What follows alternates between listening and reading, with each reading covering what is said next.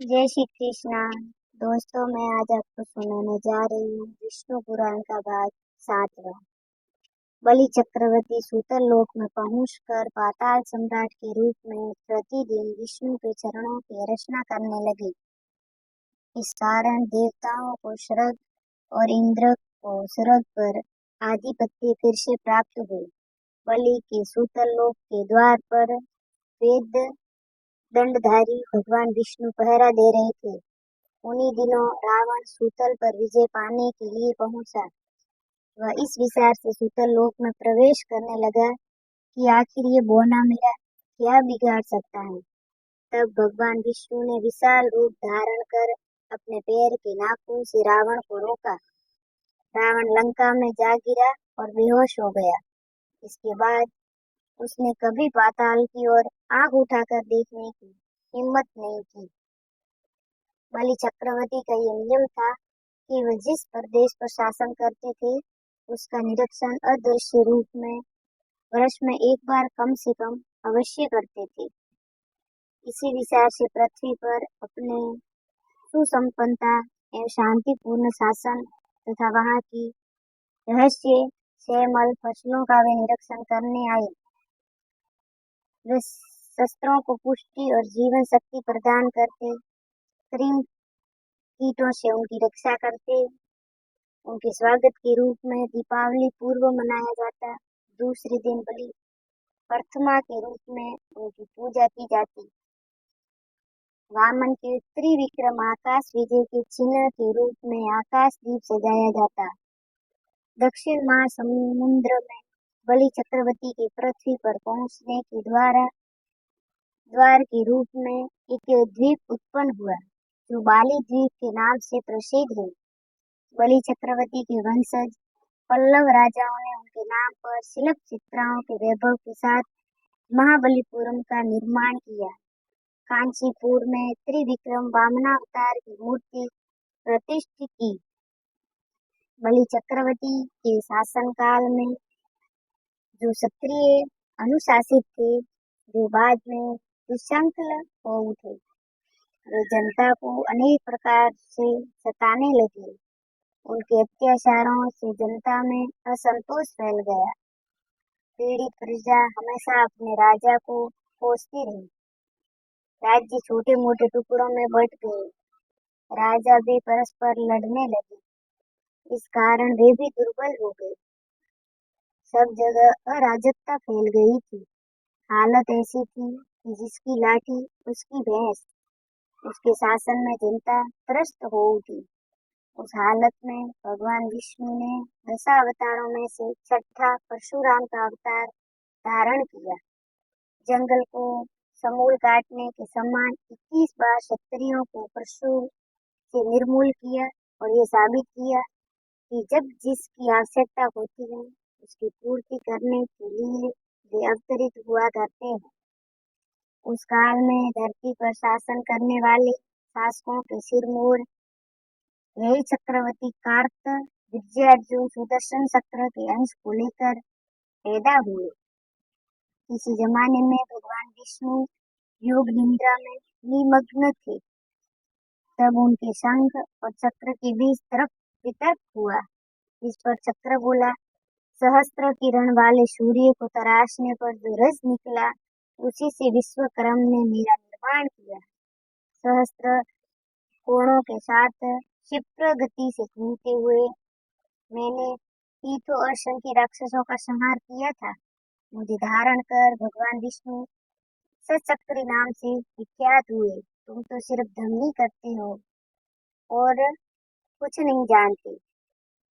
इस पर 5 जन्य शंख क्रोध में आ गया और बोला, हे शक्र पुरुष, तुम्हारा ऐसा घमंड, तुम पृथ्वी पर एक घमंडी राजा के रूप में पैदा हो जाओगे। भगवान विष्णु मुनि पुत्र बनकर लकड़ी चीरने वाली कुल्हाड़ी से तुम्हारा घमंड तोड़ देंगे। शापित चक्र पुरुष कार्तिक विजयार्जुन के रूप में पैदा हुए और उन्होंने यही साम्राज्य को चतुर्दिक फैलाया। वो भगवान के अवतार रूपधारी दत्तात्रेय के भक्त और शिष्य भी थे। उनके अनुग्रह से कार्तवीर्यार्जुन ने अणिमा आदि सिद्धियों और अनेक शक्तियां प्राप्त की। जरूरत के वक्त असंख्य आयुओं के साथ उसको 1000 हाथ प्राप्त हो जाते थे। ये सूत महर्षि ने समझाया। इस पर नेमी शरणाई के मुनियों ने पूछा, सूत मुनिंद्र, दत्तात्रेय भगवान विष्णु के अवतार ही तो हैं, पर हम ये नहीं जानते कि भगवान विष्णु दत्तात्रेय कैसे कहलाए और क्यों। इसलिए हम दत्तात्रेय की कहानी सुनने को उत्सुक हैं। सूत महर्षि ने दत्तात्रेय की कहानी शुरू की। अत्रि महर्षि ने पुत्र की कामना से भगवान के रूप में भगवान विष्णु का स्मरण करते हुए घोर तपस्या की। भगवान विष्णु अपने साथ भगवान ब्रह्मा और शिव जी को लेकर प्रत्यक्ष हुए और महर्षि से बोले, अत्रि महर्षि, मैं तुम्हारे दत्त बनने गया हूँ। हम तीनों एक हैं, इसीलिए त्रिमूर्तियों के अंशों में से तुम्हारा पुत्र बनूंगा और दत्तात्रेय के नाम से पुकारा जाऊंगा। ये कहकर वे भगवान ब्रह्मा और शिव के साथ अदृश्य हो गए।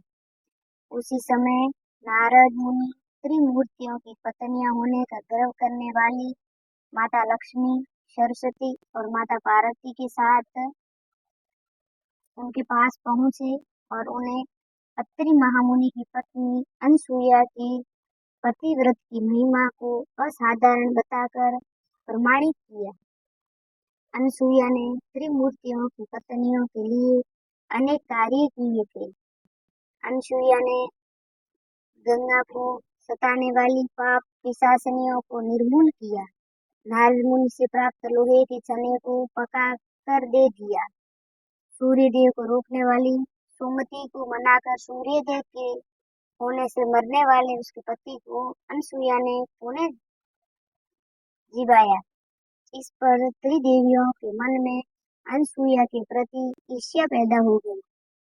उन देवियों ने अनसुईया के पतिव्रत को बिगाड़ने के लिए अपने पतियों के पास उसके पास भेजा। भगवान ब्रह्मा, भगवान विष्णु और महेश्वर यातियों ने वेश धरकर अत्रि के आश्रम में पहुंचे और भवती भिक्षा देहि कहते द्वार पर खड़े हो गए। उस समय तक अत्रि महामुनि अपनी तपस्या समाप्त कर आश्रम को लौटे नहीं थे। वे अतिथि सत्कार की जिम्मेदारी अनसुईया पर छोड़ गए थे। अनसुईया ने त्रिमूर्तियों का उचित रूप से स्वागत करके उन्हें खाने के लिए निमंत्रित किया।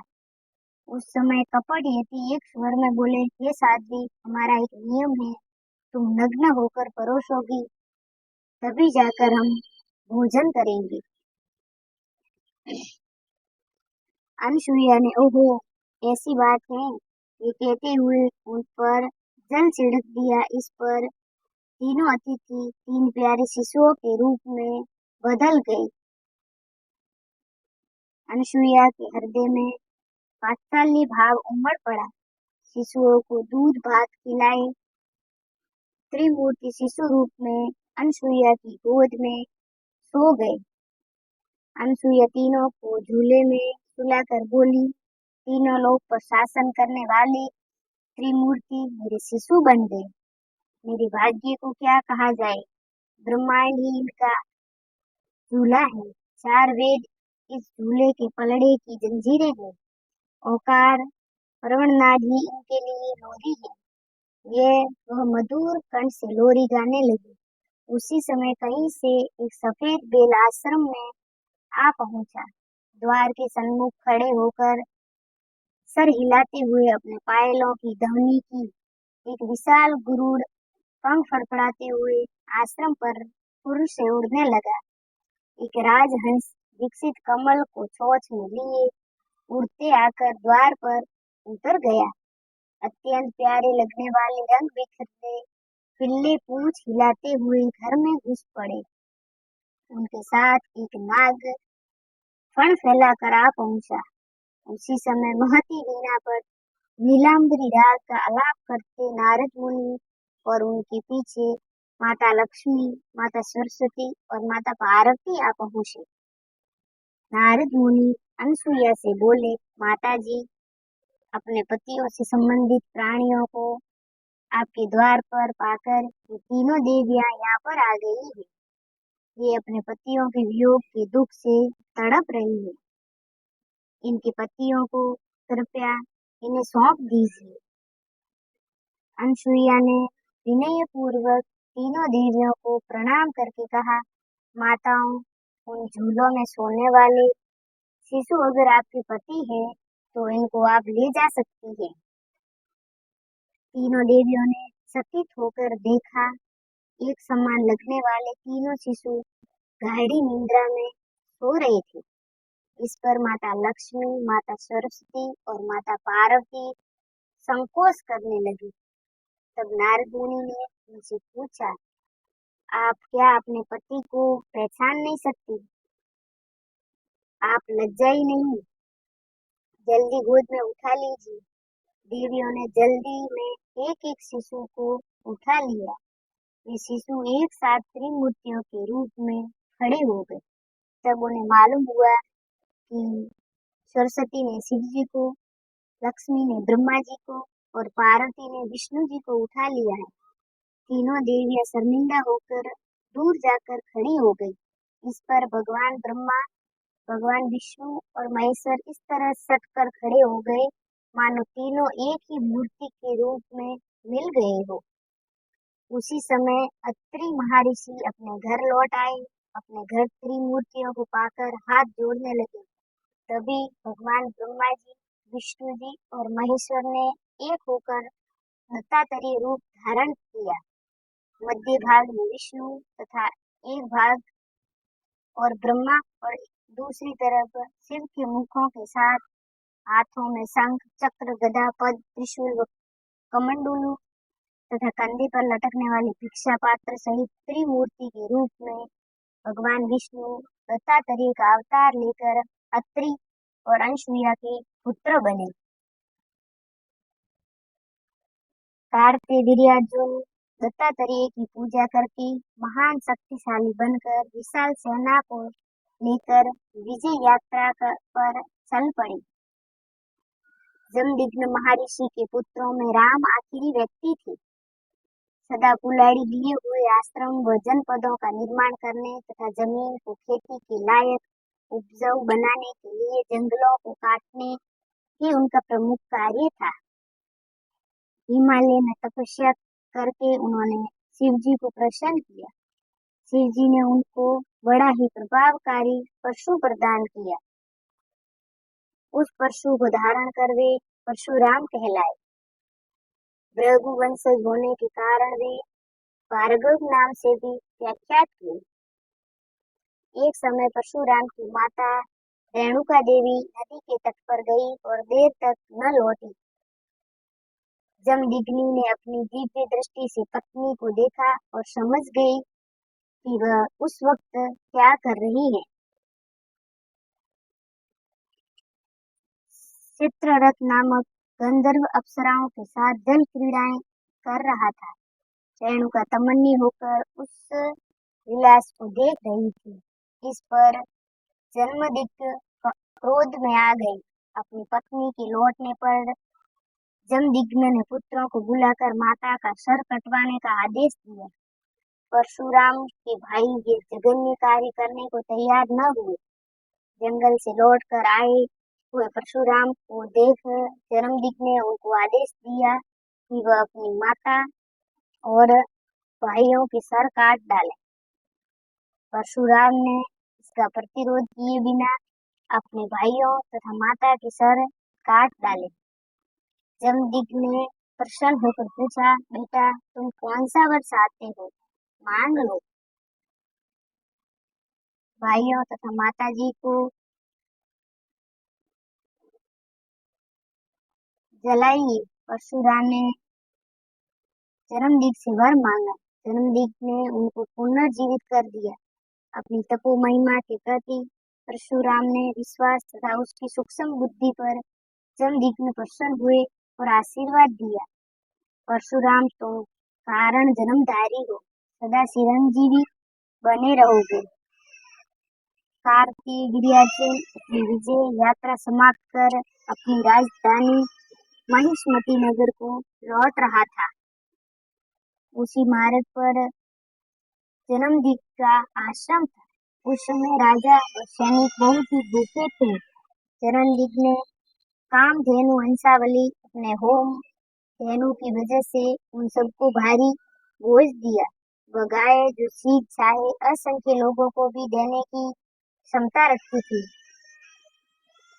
कार्तवीर्य ने ये सोचा कि ऐसी गाय उसके पास रहे तो सैनिकों के लिए आहार की समस्या हल हो सकती है। इस लोभ में उसने सैनिकों को आदेश दिया कि वह उस गाय को महिष्मती नगर में हाँक कर ले आए। इस पर जन्मदीप ने उनका विरोध किया। तब दुष्ट सैनिक उनको जमीन पर ढकेल कर गाय को खींच कर ले गए।